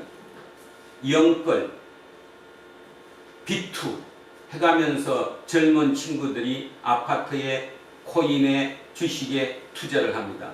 그런데 이거 아십니까? 그 투자할 수 있는 사람이 누굴 것 같습니까? 영끌을 하는 사람, 비투를 하는 그 사람이 누굴 것 같냐고. 그러면서 이렇게 썼어요. 어느 친구의 아버지가 IMF 때 망했어요. IMF 때 아버지의 망하는 걸 보고 그 환경에서 자라서 지금 40대가 된 그 사람과 그렇지 않고 처음부터 잘 불편 없이 특별하게 그런 고통 당하지 않고 우리 엄마가 아파트 한 채 사서 집 불려가는 걸 보고 큰 사람 중에 지금 이 시기에 IMF에 빚을 몇십억 아니면 몇억 몇십억을 내서라도 영끌을 해서라도 비투를 해서라도 아파트를 사는 사람이 누구일 것 같습니까? 그 질문에 저는 머리를 딱 쳤어요. 그리고 울고 싶었어요. 뭔 말인지 아시겠습니까? 그걸 하는 사람들은 엄마가 아파트 투기도 해보고 집도 사보고 부를 늘려본 그런 환경에서 눈으로 보고 자란 40대는 그 일을 저질러 수 있지만 아버지가 IMF 때 망해갖고 힘겨워하는 그 상황 속에서 자란 그 친구는 마음에 아무리 욕망이 해도 그 일을 저지르지 못한다는 거예요. 좋고 나쁘고를 얘기를 하는 게 아니에요. 제가 지금 인간은 결국 상황에 자기 환경에 지배받을 수 없다는 거예요. 그렇다면 저는 거꾸로 역으로 희망을 가져요. 제 설교를 듣든 안 듣든 말을 믿든 안 믿든 끝없이 제가 하다가 보면 그래도 깊은 귀딱지 정도는 아니더라도 조그만한 게 남지 않겠어요? 그리고 여러분 상황의 속에 여러분이 앞으로 살아가다가 그런 기회가 오면 여러분은 그 일을 할 수 있지 않겠습니까? 그런데 전혀 그런 걸 들어보지도 않다가 생각조차 제대로 안 따가 딱지는커녕 그죠? 귀지도 안 되는 상태도 듣고 맨날 흘러갔던 그 사람이 자기한테 그런 기회가 온다고 해서 그 일을 행하지 못한다는 거예요. 그게 인간이었다라는 거죠. 그런 면에서 제가 오늘도 그 얘기를 다 합니다. 굉장히 불편하셨겠지만 들으셔야 합니다. 듣다가 보면 귀지 정도는 남지 않겠어요? 그러다 보면 여러분에게 그런 기회가 올 겁니다. 아, 진짜 예수가 이기는 기회가 분명히 옵니다. 그때 여러분은 과감하게 거기에 도전할 수 있다는 거죠. 역설적이게도 아까 반대인 경우는 절대로 그들은 그것을 피해가지 도전하지 않습니다. 마찬가지라는 거죠. 신앙도 마찬가지고 삶도 마찬가지고 우리는 어차피 속에 살아가요. 이 새 속에서 우리는 성을 드러내야 한다는 사실. 그리고 오늘 마지막 말을 꼭 기억하십시오. 만군의 여호와는 그 열심으로 결코 포기하지 않고 이루실 것이라는 그 확신이 우리 공동체 모든 사람 마음속에 깊은 믿음으로 자리 잡게 되기를 주님의 이름으로 축원드립니다. 아멘. 기도하겠습니다. 살아계신 아버지 하나님, 참으로 감사합니다. 위드 코로나, 결국 포스트 코로나를 원했지만 그렇게 가지 못하고 결국 우리가 선택한 것은 위드 코로나입니다. 특히 이럴 때일수록 서로가 서로를 배려하고 서로에 대한 생각을 해야 하고 서로 감싸줘야 하겠지요. 그런데 세상은 자꾸 미세화되어 갑니다. 오직 나로 자꾸 세분화되어 가죠. 이런 시기에 오늘 하나님의 말씀을 들었습니다. 하나님이 말씀하셨던 것처럼 이스라엘의 여호와 신 만군의 여호와가 세상 모든 것을 주관하는 세상의 주관자로 관념점이 바뀐 그 이사야의 얘기를 듣기도 했습니다. 그 모든 과정을 통해 우리가 오늘 회복해야 할 것은 내 생명이 내 것이 아니라 내 생명은 만들어진 피조물이며 이 만드신 창조주가 하나님임을 마음속에 진실로 믿고 고백하는 것입니다. 그래서 내 생명은 내 것이 아니라는 사실, 내 것은 없다는 사실, 고로 오직 주님의 뜻 가운데서 주님의 인도함 가운데서 이 세속의 삶에서 속에서 성을 드러내는 것이 우리의 사명임을 깊이 깨닫게 해 주셔서 참으로 감사합니다. 그래서 우리에게 앞으로 기회가 올 것이며 그 기회가 왔을 때 우리는 보일 수 있지만 생각조차 하지 못했던 그 사람들에게는 당황하고 불편한 일일 수도 있겠지요. 그 나를 위해 오늘도 열심으로 최선을 다해 살아갈 것입니다. 하나님 함께 하시고 우리를 도와주십시오. 감사드리며 거룩하신 우리 주 예수 그리스도 이름으로 기도합니다. 아멘. 자, 찬송가 491장입니다. 저 높은 곳을 향하여 날마다 나갑니다. 내 뜻과 정성 모아서 날마다 기도합니다. 내 주여 내 맘 붙든 산 그곳에 있게 하소서. 그곳은 빛과 사랑이 언제나 넘치옵니다. 괴로움과 죄가 있는 곳 나 비록 여기 살아도 빛나고 높은 저곳을 날마다 바라봅니다. 내 주여 내 맘 붙든 산 그곳에 있게 하소서. 그곳은 빛과 사랑이 언제나 넘치옵니다. 그 심의 안개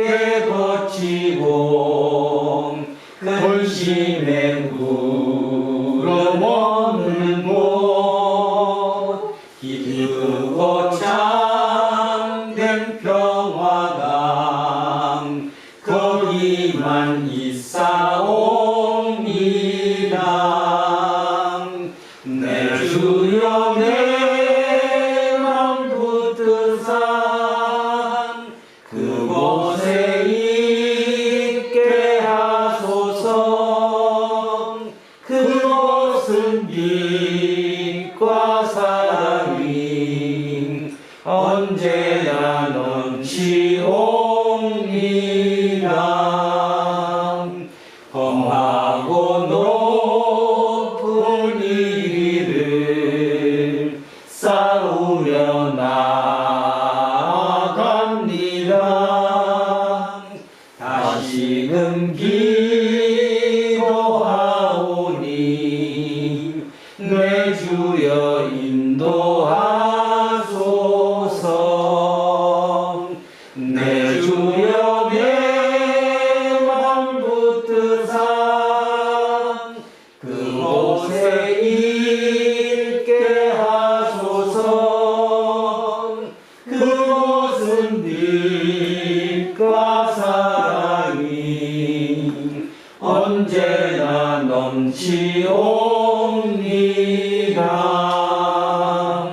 내 주를 따라 올라가 저 높은 곳에 우뚝 서 영원한 복락 누리며 즐거운 노래 부르리.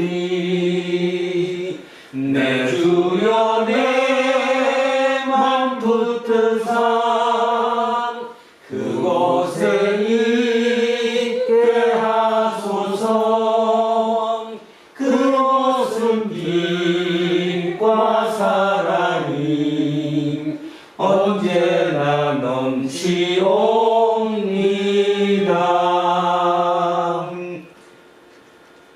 다 자리에서 일어서십시오. 사도신경으로 신앙 고백 드리겠습니다. 나는 전능하신 아버지 하나님 천지의 창조주를 믿습니다. 나는 그의 유일하신 아들 우리 주 예수 그리스도를 믿습니다.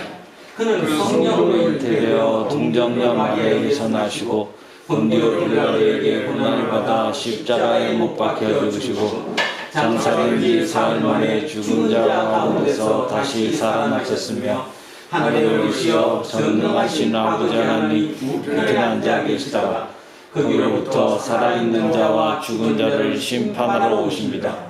나는 성령을 믿으며 거룩한 공교회와 성도의 교제와 죄를 용서하는 것과 몸의 부활과 영생을 믿습니다. 아멘. 내게 있는 모든 것을 아낌없이 드리네. 사랑하고 의지하며 주만 따라 살리라. 주께 드리네.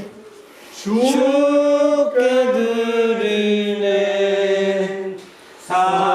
사랑하는 구주 앞에 모두 드리네. 오늘도 주님께 모두를 드립니다. 이 예물에 우리의 깨달은 마음, 우리의 자각된 생각, 그 모든 것 같이 주님께 올려드립니다.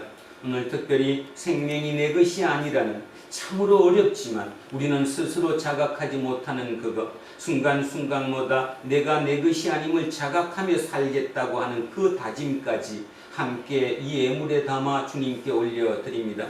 이후에 우리의 모든 삶은 그 어떤 환경과 처지에서도 행복할 수 있을 것이며 오늘 주님이 우리에게 약속하신 말씀처럼 그 어느 경우도 결코 포기하지 않고 이루시겠다고 하신 그 하나님의 그 말씀을 우리의 마음속에 새기고 그 미래의 기쁨, 그 황홀한 그 상황, 그 모든 미래를 마음속에 깊이 담으며 그 마음을 함께 주님께 올려드립니다. 하나님, 우리의 모든 시간마다 우리의 삶 속에 주관하시고 인도하셔서 하나님의 뜻, 그 모든 뜻을 온전히 이루어 가시옵소서. 감사드리며 거룩하신 우리 주 예수 그리스도 이름으로 기도합니다. 아멘. 우리는 세상이 읽고 있는 성경이다. 우리는 세상이 원하는 신앙 고백이다. 우리는 세상이 관심 갖는 설교다. 하늘에 계신 우리 아버지 이름을 거룩하게 하시며 아버지의 나라가 오게 하시며 아버지의 뜻이 하늘에서와 같이 땅에서도 이루어지게 하소서. 오늘 우리에게 일용할 양식을 주시고 우리가 우리에게 잘못한 사람을 용서하여 준 것 같이 우리 죄를 용서하여 주시고 우리를 시험에 빠지지 않게 하시고 악에서 구하옵소서. 나라와 권능과 영광이 영원히 아버지의 것입니다. 아멘. 오늘 주신 말씀에 세임 얻어서 세상으로 나가서 살아갈 때에 나 혼자 힘으로 늘 부족하오니 주여 나를 도우사 승리하게 하소서. 아멘. 이제 창조절 열째 주일 공동 예배가 끝났습니다. 각자 삶의 터전으로 돌아가십시오. 그 어떤 경우에도 하나님은 포기하지 않고 열심으로 우리를 빚으시고 계시다는 사실을 기억하며 소설 속 이반처럼 하나님의 자녀로서 존엄성을 지키며 살아가십시오. 그것이 하나님의 뜻을 이루며 하나님의 살아계심을 증언하는 우리 모두의 소명입니다. 이제는 우리 주 예수 그리스도의 은혜와 하나님 아버지의 영원 무궁하신 사랑과 성령님께서 함께하시고 인도하시니 오늘도 하나님의 피조물임을 스스로 자각하고 인정하는 그 가운데서 내 모든 생명이 내 것이 아니라는 그 생명을 붙잡고 살아가기로 소원하고 다짐하는 우리 모두에게와 우리의 자녀들과 가정 위에 일터와 사업체 위에 그리고 이 나라 이 민족 위에 이제로부터 영원토록 함께 하시기를 간절히 축원하옵나이다. 아멘.